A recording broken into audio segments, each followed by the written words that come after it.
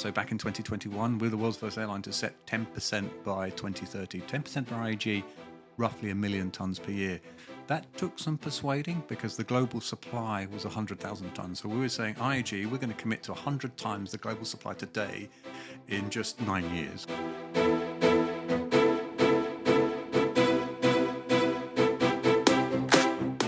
Welcome to Sustainability in the Air, the world's first podcast dedicated to sustainable aviation. I'm your host, Shashank Nigam, the CEO of Simplifying. Every Thursday, I have important conversations with top aviation executives, technology entrepreneurs, and policymakers helping aviation take climate action. Conversations that help separate the signal from the noise. Whether you are a frequent flyer or an airline executive, if you care about sustainability or simply love traveling, welcome aboard. My guest today is Jonathan Counsell.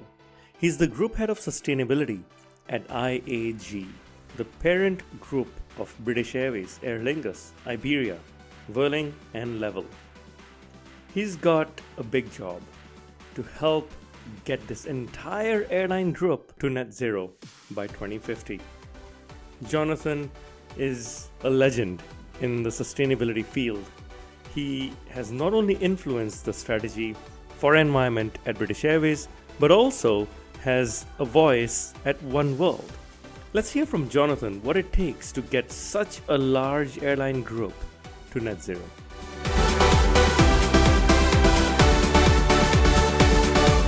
Jonathan, it's great to finally have you on the show. We've worked on this for almost 6 months, and we finally have a date on the boat in the Regent's Canal. It's a pleasure to be speaking here. Thank you for the invitation. No, it's great to be here, and it is a very unique location. It's one for the books. Indeed. Perhaps give us an overview of your role at IAG, because we've previously had Carrie from British Airways on the show. Very good. You're obviously at IAG. How is this role different, and what does your role entail leading sustainability at IAG? For sure. Maybe what I'll do is quickly introduce IAG. So we are the owners of 5 airlines, including British Airways, Vueling, Iberia, Aer Lingus, and Level. Level are a low-cost carrier, a long-haul carrier out of Barcelona. So we 65,000 employees. The largest is British Airways, and it's great that you had Carrie on board. Carrie is fantastic. She used to work for me at IAG, so it's great that she's now moved into BA. And the difference between, I'd say, IAG and the OpCos, the role of IAG is to set the strategy, the vision, the goals on sustainability. And then what we do is we monitor progress against those goals. And then we also have responsibility for all of the reporting and disclosure on our sustainability activities. So our primary interface is with governments and investors. Whereas with the operating companies, their primary role is delivery of the sustainability strategy, and their primary stakeholders are really customers. So this is very interesting. It seems like a very clear split between the audience. You are dealing with government and investors, whereas someone like Carrie, who leads sustainability at British Airways, is dealing with employees, customers, the community. Exactly. It's the audience that's different. Exactly. And we work very closely. So sometimes there will be overlap, particularly when we're talking to governments.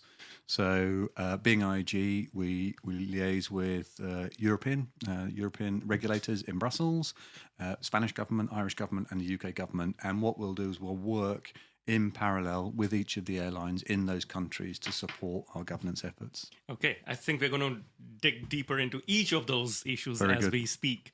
You've been at the airline leading sustainability, I believe, since 2007. That's right.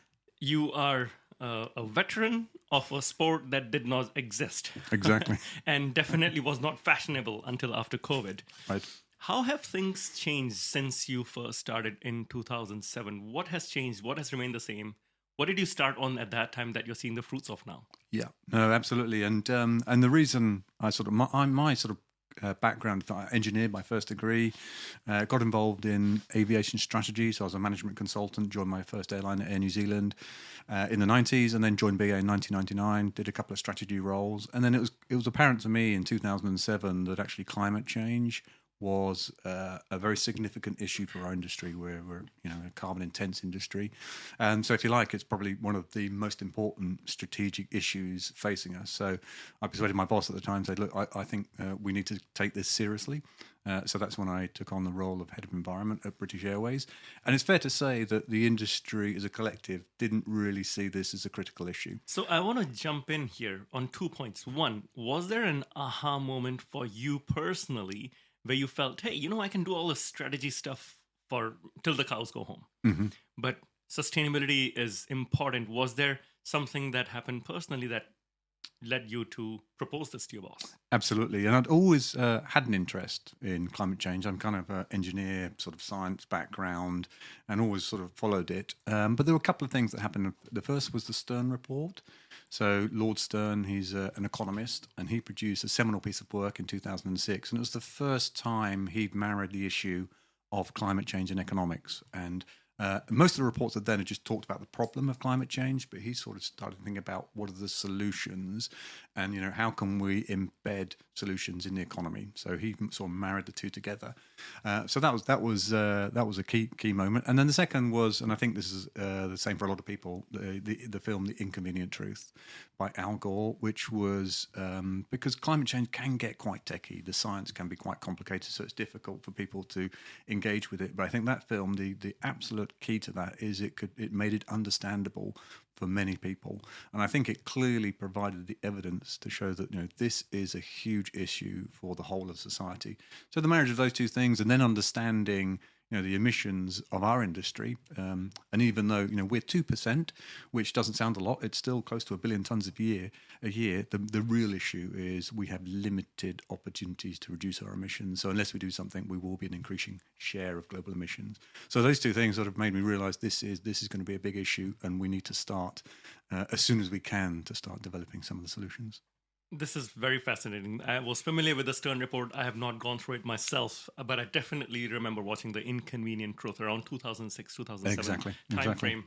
And of course, recently Al Gore's second TED Talk came out, which was even more of a call to action. Indeed. How did you convince your boss at that time? Who was your boss, if I may ask, in 2007? So the person that was most interested was our CEO, Willie Walsh, and he'd had a major conversion to understanding the issue. He's very good at realizing what are the strategic challenges for our industry, and he then was fully on board. So this is a challenge. It's going to take a while to develop some of the solutions. So absolutely, we should be focusing a lot of effort on it. And we had the global financial crisis shortly afterwards, which was very challenging for the airline industry, and a lot of airlines, they reduced headcount, including in their sustainability effort. It was a credit to British Airways at the time. They said, no, this issue hasn't gone away. So we fully maintained all the resources because we recognised that we have to continue to focus on this. It's only the public attention that has reduced on sustainability. It's going to come back. So that was a sort of great credit to the company. They kept investing in the sustainability team. This is very interesting because I'm drawing a parallel to the COVID pandemic. In 2008, we had the financial crisis. Mm-hmm. And in 2020, we had the COVID pandemic. Indeed. And after both of these crises, sustainability and climate becomes paramount. Mm. And it seems like you already knew what was coming and created this role for yourself. Yeah, no, we knew it was just a matter of time. And actually, I had a lot of speculation. When would the attention reappear on sustainability? It's just a matter of time because, the physics and the issue doesn't go away. And interestingly, with the pandemic, while we saw a drop-off in attention during the global, we didn't see that in the pandemic. And maybe it's because, a lot of people had a lot more time to think about maybe the longer-term strategic issues. So if anything, there was more attention on what we were doing about sustainability than we'd seen previously, which is a good thing. So we are in a very different place now. It is seen as, one of, if not the most important issue for our industry. And, and a good reference point on that is the fact that we were able to commit to, as an industry, both at airline level and government level, to net zero emissions by 2050, the IATA AGM in October 2021, and then the CAO General Assembly just October last year. And I believe we are still the only sector globally that have committed to that ambition.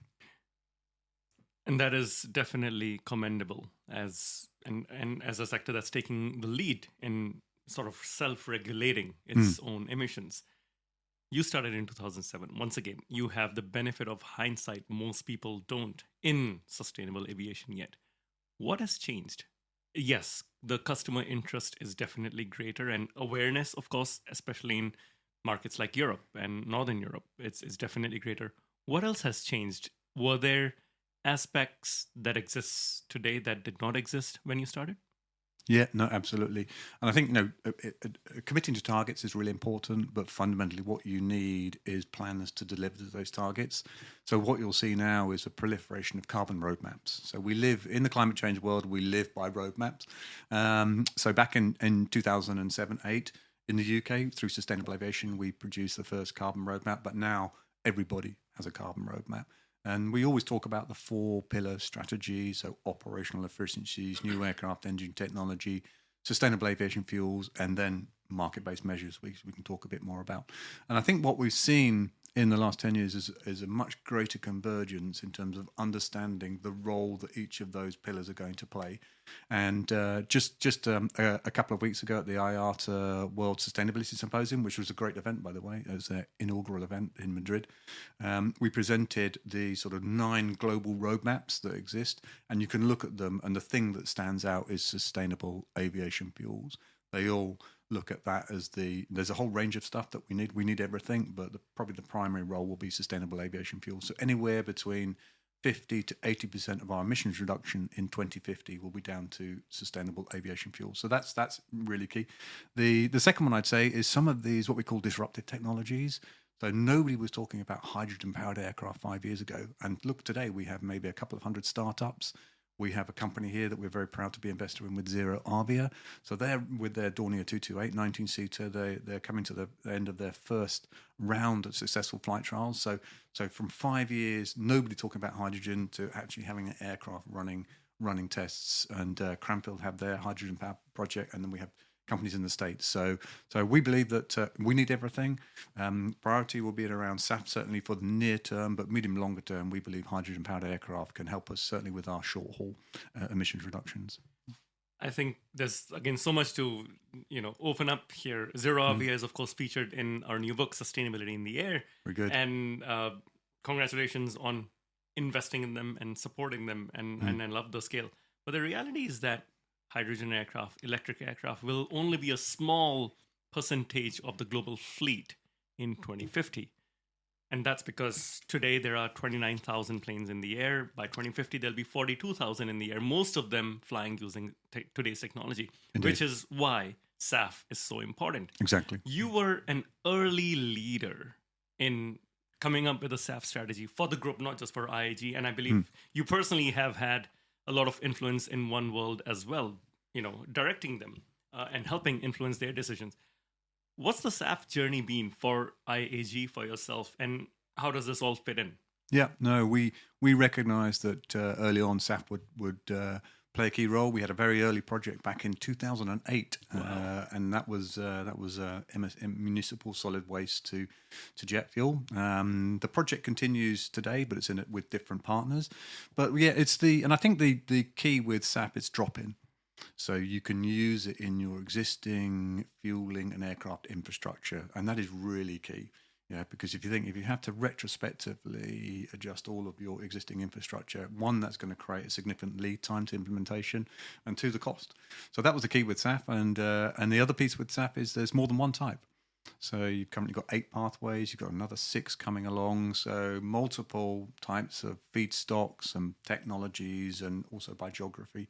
It's been a long journey, and I think the key to accelerating the scale up is policy, and that's the thing that we've learned. So if there's anything I'd have done differently, I would have worked more collaboratively across the industry and with government to get the policy in place to make this happen. Because I think we all now agree it's going to be a key part of the solution. But what are the mechanisms to attract the funding to get these plants built? Because that is the key. The only way you're going to get these first-of-a-kind plants is if you create some policy that enables the funding. What is the current order for IAG for SAF? And what is the scale-up you need for, let's say, till 2030? Yeah, so we thought a lot about setting a target for SAF. So back in 2021, we're the world's first airline to set 10% by 2030. 10% for IAG, roughly 1 million tonnes per year. That took some persuading because the global supply was 100,000 tonnes. So we were saying, IAG, we're going to commit to 100 times the global supply today in just 9 years. How do you get there? Because there's just no supply. Yeah, and essentially it's the momentum. We looked at, rather than what is being supplied today, what is the momentum around constructing plants and also policy support. And we took a deep look at what was happening, particularly in the States, in Europe and in the UK. And we were convinced that there was enough momentum to be able to enable us to source that 1 million tonnes. And today we've sourced 25%, 250. We have committed contractual supply for 25%. By the end of this year, we hope we'll get to 34%. So you can source SAF, but the more exciting piece is the number of plants that are in planning and being constructed. So that was my next question. Where is this SAF going to come from? Are these plants in the UK that are going to provide this? Are these partnerships you're doing in the US or other parts of the world? All over the world, yeah. So as an airline, we pick up a lot of fuel in our hubs, but we also pick up particularly long haul flights at the other end of the route. The most active place in the world is the States. Yeah, so we've seen very attractive policy incentives, particularly in California, and now other states are following, Washington and Illinois and so on. And then in addition, you have the Inflation Reduction Act. So that when you layer that together, and the important piece is they stack, these incentives stack. So it's an and. You'll get the state incentive and you'll get the federal incentive. So when you look at that in combination, it's very attractive now for a lot of particularly the ground transport fuel, biofuel industry, now to think about SAF. And not least, strategically, to think ground transport has got alternatives. They can go electric, they can go hydrogen far more quickly than aviation. So whereas aviation, we will be a long-term committed off-taker of SAF. So that's where most of the action is. We're working on half a dozen projects at the moment. A dozen projects. We've gone public on 6 of them. We'll be making more announcements in the coming weeks and months. But yeah, so there is also, we're starting to see, again, because of the policy moves in the EU, some plants being constructed here. So there's a couple of big plants in the Netherlands, in Spain. Some of the key producers there are looking at some plants, but also in the UK. We think the UK has some particular advantages, particularly around 2G SAF. So what is 2G SAF? Yeah, so we think about SAF as sort of 1G, 2G, 3G. 1G, first generation, it's often called HEFA, which essentially is where you take waste oils and waste biomass and you convert it into jet fuel. So the companies that were here there, so people like Gevo and Ametis. Here in the UK, we have Phillips 66. They're taking used cooking oil and converting it into sustainable aviation fuel. So they're 1G. That's by far the most mature technology, and certainly during this decade, the majority of SAF will be 1G. 2G it's a more advanced technology. So again, it uses wastes, but the 2 key pathways are alcohol to jet. So LanzaTech, LanzaJet, they're very advanced in developing that technology. And then the other one is municipal solid waste. So that's where you take sort of regular household agricultural waste and through a gasification Fischer-Tropsch process, you convert it into jet fuel. So they're the 2 pathways really that are the most attractive. Here in the UK, we have a lot of MSW. We still put, the latest I heard, about 20 million tonnes of waste into landfill. And we can use that and convert that into jet fuel. So that's 2G, and then 3G. That's what we call power to liquids or eSAF. So this is the ultimate place where we want to get to, where you take carbon dioxide captured from the atmosphere, you mix it with green hydrogen, and that produces jet fuel. That's less mature, so that really won't kick in or scale up until probably the mid-2030s, because there's a couple of things you need. One, you need a lot of renewable electricity. You need green hydrogen. You need green hydrogen. So there are two key enablers. So we think there's a number of startups that we're working with, both in Europe and the US. But yeah, in terms of scale up, that will probably happen in the mid-2030s and beyond. Of these 6 projects, how are they split? 1G, 2G, 3G? So we have its majority is 1G. So currently the projects that we're looking at in the States. So that's with Gevo and Ametis. We also have Phillips 66. So they're currently supplying us today. So if you fly on a BA flight out of Heathrow, it has 1G SAF on it today. Relatively small volumes. What do you know the percentage? Well, it depends on it the. about 1% We're or- roughly. It's about currently somewhere between 30 and 40,000 tons a year, but we are looking to significantly increase that. So, but it's great because one of the criticisms we get, SAF, it's always jammed tomorrow. It's always no. We're actually it's today. It's in the plane. It's on the planes today. So it is happening. And then we have with Lanza Tech in the US, we have a 2G alcohol to jet project at Freedom Pines that should come online next year. And then here in the UK, we have the Nova Pangea Lanza Jet project. Again, that's sort of waste biomass to alcohol to jet. And then in addition, we have Velocis, which is that's a 2G municipal solid waste to jet fuel. So it's half and half at the moment. Yeah. Okay, so you're hedging your bets and you're betting on different players here. Exactly. We have it's a diversification strategy, and that's by pathway, feedstock, and geography. Right. So. Geography is important in your case because you are a group and you have airlines all over the European continent, from Spain to the UK. Exactly. And how do you ensure that SAF gets there as well? Just like we were talking about California earlier, because of government policies, I believe 80% of global SAF is in California right now. That's right. And yet you need SAF for an Iberia flight out of Madrid, or a Vueling flight out of Barcelona, or a flight out of Edinburgh on BA.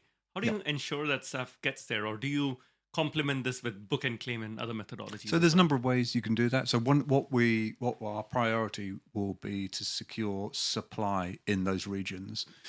So we're talking actively to the two big producers in Spain, Cepsa and Repsol. So they're very active investing in SAF production. So I'd expect in the next 2 to 3 years, there will be SAF being produced in Spain.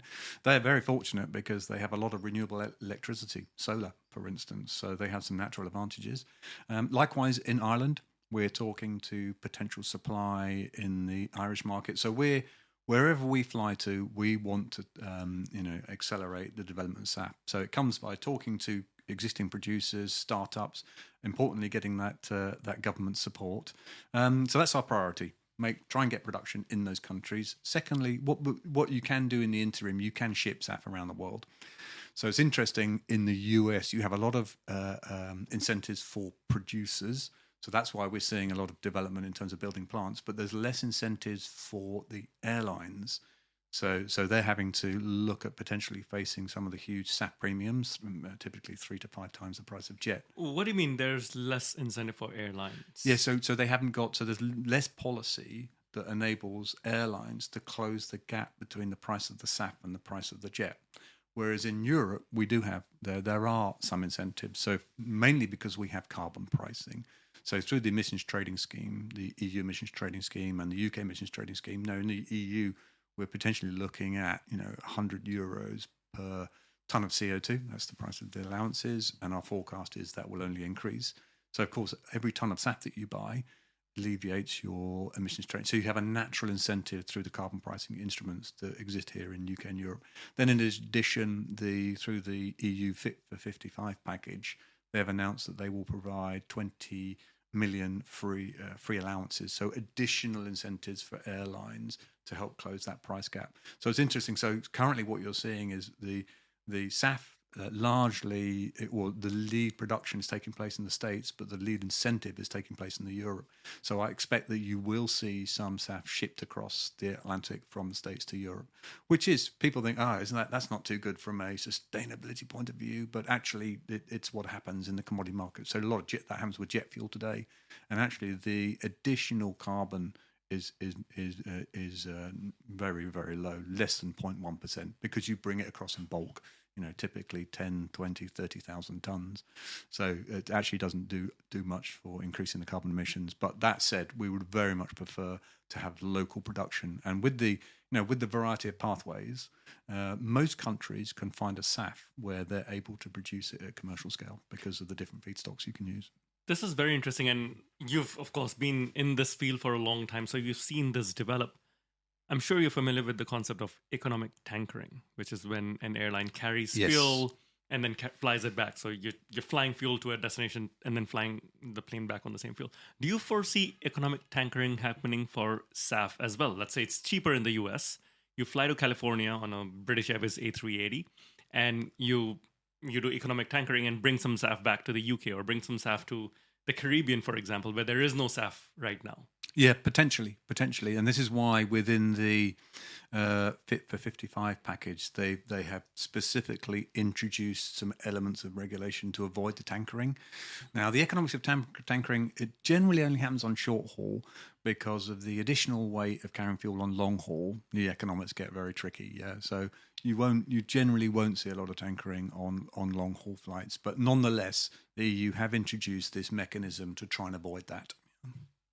That does ring a bell. I grew up in Singapore, and my first job was in Boston. So I used to fly the Singapore Airlines A340-500 flight, the non-stop world's longest flight, which was Singapore to New York. Wow. And I remember reading somewhere back in the day that when the airplane was taking off, it was burning more fuel, lifting its own fuel for the 18-hour flight. Indeed. Than the passengers. And you and have the to carry fuel to carry fuel. Exactly. Yeah. So exactly. once you get on those very long haul flights, and literally on those very long haul flights, you don't have much spare capacity to tanker. Exactly. You just need the fuel to get there. Yeah, and this is why I believe Singapore Airlines at that time had taken out all economy class seats. There was only premium economy and then business. And then when it came back, it was only all business class on this flight. And I think that's the same. I think with the Qantas project, the 787, the Project Sunrise. Sunrise, yeah. I think that's the same. They have limited payload capacity because of the amount of fuel they have to carry. Exactly. Yeah. It's very, very interesting and fascinating how this field is developing. You mentioned one of your stakeholders is the government. The other are the investors. Indeed.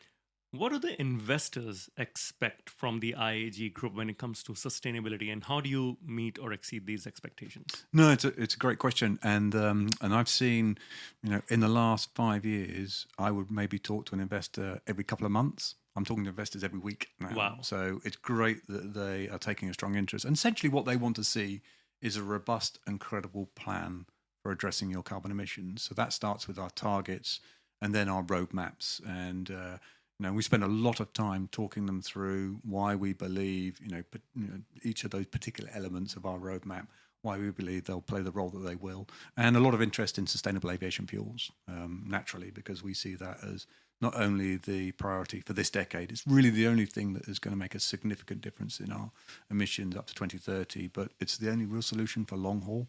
So a lot of interest there. And in fact, they, in terms of helping develop government policy, we spend a lot of time talking to investors because they have a secondary role. It's these guys that are going to pay for the plants. So it's going to take a lot of capital. So you think typically a SAF plant is anywhere up to $1 billion. Here in the UK, we believe if we get the right policy support, we could get up to 14 plants in the next 10 years. That's $14 billion of capital. Globally, we're going to need 250 plants by 2030. So that's $250 billion of capital. So it's really important that we engage investors, say, what are the policies that you need to be able to make that investment? And it's always the first plants that are a tricky one. Most conversations we have with investors through our SAF partners are, I'm not sure about the first one. Come to me with the second, or maybe preferably the third, and I'll take more interest. But it's as if a billion is a chump change, right? And you get that billion through and then come back to me for the third billion. Exactly. Show me a plant that's working, and I'll invest in the next one, because it's always the first ones that are the biggest challenge. Right. So there's the SAF interest. What about future technologies? Do investors come and look at you and say, "Oh, you invested in Zero Avia and you have invested in Nova Pangea"? Exactly. What sort of expectations are there, and what are some of the future technologies that IAG is investing in? Yeah, no, exactly. So it's all about climate change is about risk management. So what investors, they don't want to say, the last thing they want to see is you're putting all your eggs in one basket. So they want to see you've diversified your strategy in terms of reducing your emissions. Now, one of the things, so with the beauty with SAF, it's naturally diversified because they're all different. They're different, the different pathways, the municipal solid waste, the alcohol to jet, the heifers and the PTO. So they like that because that's got spread risk. But it's important that we look at the other solutions, so hydrogen companies. So we're talking to a number of hydrogen-powered companies. The one we've gone public with is Zero Avia. Also, I think hybrid electric companies, they potentially have a role to play. Again, similar to hydrogen, it'll be short haul, commuter, regional, then short haul. The other area that we're very active is greenhouse gas removal technology. So we recognise as an industry that by 2050, we talk about in-sector versus out-of-sector.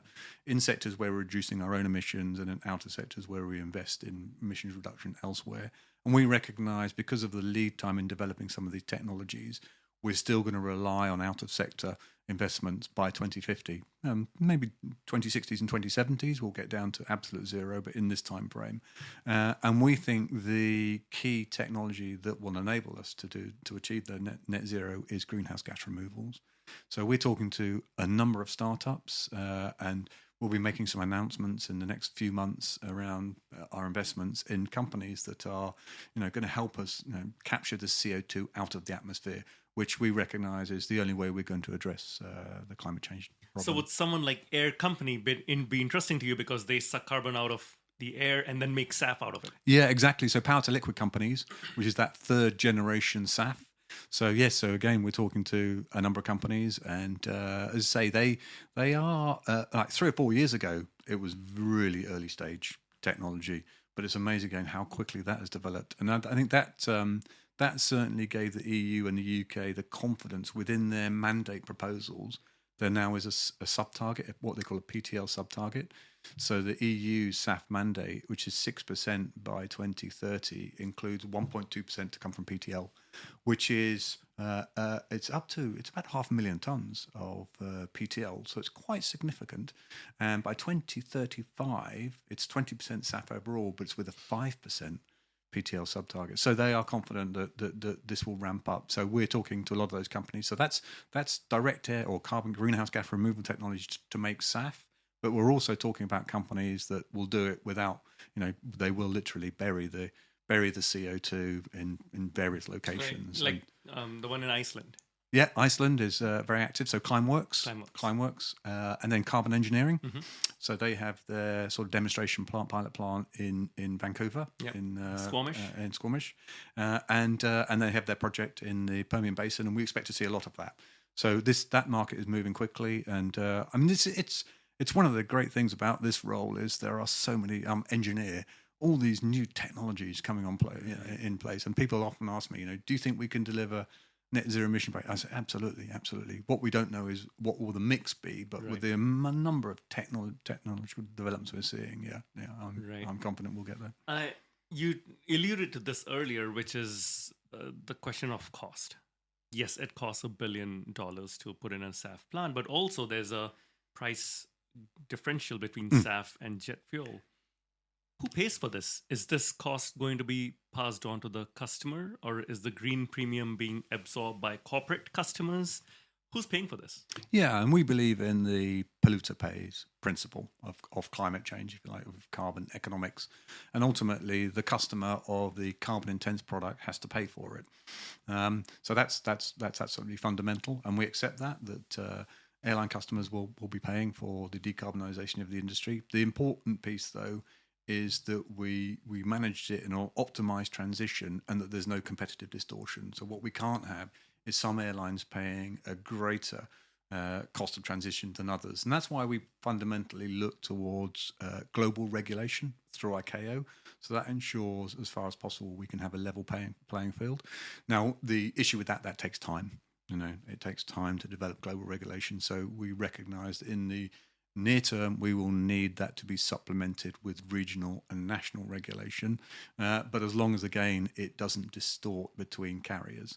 But so if we take the example of SAF mandates as an example of a regional or national policy to accelerate the investment in SAF, that will start at relatively low volumes. So 2% by 2025, 6% in Europe and 10% in the UK. But as you scale up, we know for sure, as we've seen it with every other renewable industry, the unit price of that will come down.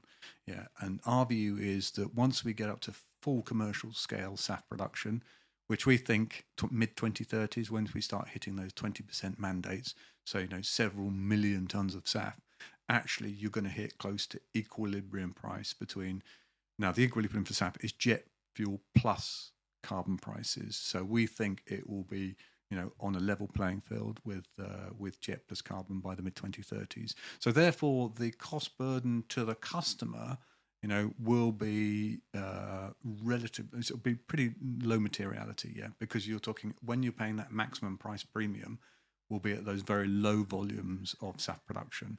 But the key for the whole industry is just get there quicker. Let's get to commercial scale SAF as soon as we can, because that will minimize the cost impact on the whole industry. Yeah. I'm generally an optimist, but it seems like you're an even bigger optimist than I am. You have to be. Because when it comes to government policy or getting global alignment, I think that's an uphill battle. If you look at what's happening, let's say, look at high growth markets like India or Turkey, their carbon pricing or their mandates or incentives are nowhere close to what the EU or the US is doing. So how can we even hope for ICAO, whose directives are usually not legally binding to any country or any airline? How can we get them to be on the same at the same level? Yeah. So if we take global carbon pricing to begin with, I mean, that will take some time, but we do have CORSIA, so the carbon offsetting and reduction scheme for international aviation. But that's a low bar. It's a low. No, so we the thing I always say is that, but we're still the only industry that has a global carbon pricing mechanism. So that was agreed back in 2016, and we were very closely involved with that. It took 6 years to get that agreement. We recognised at the time it was a compromise. It was a compromise on a number of levels. One, it's only to 2035, and it's an offset scheme, and it's over a baseline rather than covering all your emissions. But at that time, we felt it was much more important that you have a global agreement to get the thing started, and then you have a mechanism to ratchet it up and strengthen it. So we all agree CORSIA needs to be strengthened, and that's why there is that inbuilt mechanism where every 3 years it is reviewed to look at how we can strengthen it. And to give you an example of that, that happened at the General Assembly last year. So once the pandemic hit, we had to revise the baseline because previously it was 2020. Recognised 2020 was not a representative year because of the pandemic. So we agreed we'd go to the next nearest normal year, if you like, which is 2019. As we came out of the pandemic, we realised that actually 2019 probably wouldn't work either, because it would take a number of years before the industry got to 2019 level of emissions. And our interest was to commence CORSIA as early as we could. And that's why we agreed the 85% baseline. So that essentially what that did is it means that you start CORSIA 3 to 4 years earlier than you would have. So there was an industry understanding and government understanding that no. So that's a good example of why we collectively had to strengthen CORSIA. Now, and I think that's something that we all have to do, continue to do. It eventually, in my view, it has to extend beyond 2035. We're going to need a market-based measure beyond 2035. It should cover all of our emissions, not just those over a baseline. And really importantly, it should include greenhouse gas removal technology. Because I think that, because currently it's just offsets, if we include greenhouse gas removal technology, that can send a huge signal to the market to help investment in that technology. So I think it is a combination of multiple measures. Indeed, yeah. And that's what is encouraging to me, that I see multiple parties coming together to solve this, to address this, from airlines to governments to others. What's unique about your role is that as IAG, you are able to influence multiple airlines' policies.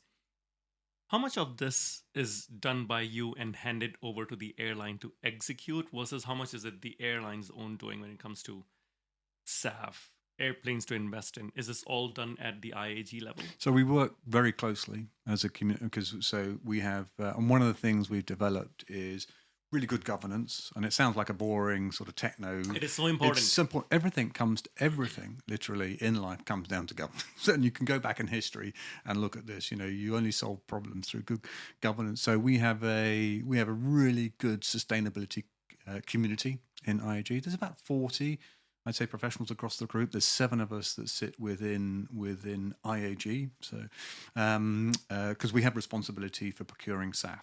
So we do that on behalf of the whole group because it's essentially a very technical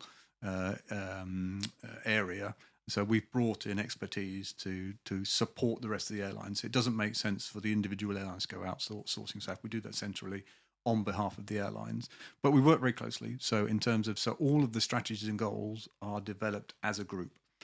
So we don't, it's not IAG imposing it on the airlines, it's worked together.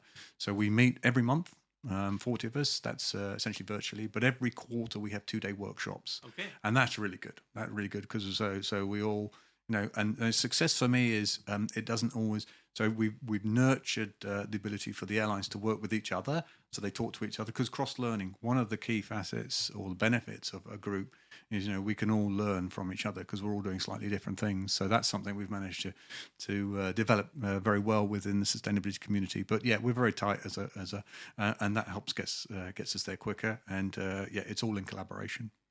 I love this collaborative aspect. If 40 of you are meeting every month virtually and once a quarter in person, in the flesh, indeed, I think you achieve things that are truly great, ultimately. Indeed. What is it, I love to end the interview with this question, what is it that gives you the most hope about the future of sustainable aviation, Jonathan? I'm passionate about aviation. Aviation for me is, huge global good. Yeah, it does so much, in terms of connecting people, connecting places, helping businesses. The prosperity of our society has been significantly enabled by aviation, but we are carbon intense. So, and I know people talk about we just need to fly less, but the economic benefits of flying are still more than 100 times, 2 orders of magnitude greater than the environmental cost. So let's get the carbon out. And when I look at the progress that we've seen in the last sort of 10 years, but particularly the last 5 years in terms of, as I say, hydrogen-powered aircraft, hybrid electric aircraft, the different SAF pathways, the greenhouse gas removal technology, so that's just in 5 years. And what are we going to see in the next 10, 15? So absolutely convinced that we'll have those solutions, but we will get there much quicker by working collaboratively. And I have to say the aviation industry has a massive track record on this, mainly coming out of the safety culture that we have developed, be it through our industries at IATA, who play a great role here, but also regionally, Airlines for Europe, Sustainable Aviation here in the UK. As the UK government, through the Jet Zero Council, has also been, so it's by working collaboratively that we'll get there quicker. As I see collaboration as the key takeaway word here. Exactly. That gives you hope. Same here. The final part of this interview is the rapid fire round, in which I ask you simple questions and everyone hopefully gets to know you a bit better. Okay. From your team. Some things they probably don't want to know, but anyway. And we'll start something simple. What's your favorite book? Well, I have as well as being passionate about aviation, military history. I love military history and always have. So, and the sort of seminal piece of work there was the work done by Winston Churchill called it's called the Second World War, and it is it's a huge piece of work. Wow. It's his personal perspective on and massive detail, 6 volumes. But there doesn't go a day where I don't dip into that to just truly understand his perspective on it. And I think he probably had a better perspective than most people, to be honest. That is absolutely amazing. You've, of course, worked with a few airlines. What's your favorite airline? That's, of course, all the IAG airlines. I enjoy all of them. I mean, being based in the UK, most of my flying is on British Airways. And, I love flying. The thrill of getting on an aircraft hasn't gone away from me. So. I think we're in the same plane in that one. What's your favorite city, Jonathan? London. Yeah. I mean, I've been fortunate in my career because I've been in aviation, had travelled to most cities, but always enjoy coming back to London. I studied here as a student, mechanical engineering at Imperial College, and then lived here first part of my career. My son now lives and works here. So yeah, I never tire spending time in London. London is growing on me. It's been a few months since I moved here. It's quite changed from the mountains of Whistler. Right. But I'm truly enjoying being in the center of action. That's great. For sure. What's your favorite movie? Yeah, it's flying in military history, so there's no surprise here. It'll be Top Gun. I just love that film. I love both of them. Oh, the first one. I probably prefer the second one. Yeah. I just thought the flying scenes with the F-18s through the valleys. What's your favorite scene? I think the flying through the valleys on the final mission, and that was true flying. Yeah. So a lot of the original, there's a bit of CGI in there, but this one was, and that was amazing. Mine was the first one where he just takes off that supersonic jet over the general's Oh, of head. course, yeah, and that was so when the building lifts off the ground. Yes, They hadn't planned for that, apparently. That was fantastic. I No, I love agree. What is something you want to learn? Well, one of the things I love about this job is because of there is so much to learn every day, and the bit I love is the technologies. So just that excites me. Just hearing about new developments, as say in disruptive technologies, hydrogen-powered aircraft, sustainable aviation fuels, and green. That's what I just continually. That's why I spend a lot of my time just learning about these new technologies. So I love that. Right. What do you do in your free time? I love sport. I absolutely love sport. What do you play? So I used to do a lot of triathlon, age and knees, sort of playtime, but I still love cycling. So I do a lot of cycling. I cycle to work most days of the year if I can, and then at weekends. So what I now do is I used to do a lot of events and races and stuff. I'm sort of now beyond that, but I combine my passion for military history. So I like to cycle to military sites at the weekend. Oh, wow. And what I've learned is the UK. There are thousands of them. The UK should be a World Heritage Site for military history. Love it. You don't have to look far. Literally, it's everywhere. Wow, the UK as a World Heritage Site, the entire country. I'm just beginning to explore. So, Very good. We'll start with the Imperial War Museum. Yeah, no, that's very good. There's a load here in London. We can talk about later. All right, sounds good. What is the best advice you've received, Jonathan? Follow your passions, because if you think about your working career, and it's probably even more so today, we probably spend anywhere 10, 12 hours a day on our job. So make it sure it's something that you're interested in, because otherwise it's going to be painful. And and just keep doing stuff. Keep active, and that's mentally and physically. And that keeps you positive. I guess your cycling helps there. Yes. If you are on a long haul 12 to 18 hour flight, who would you like to be seated next to for that time? And this one can be someone who's living or dead. Yeah, I would.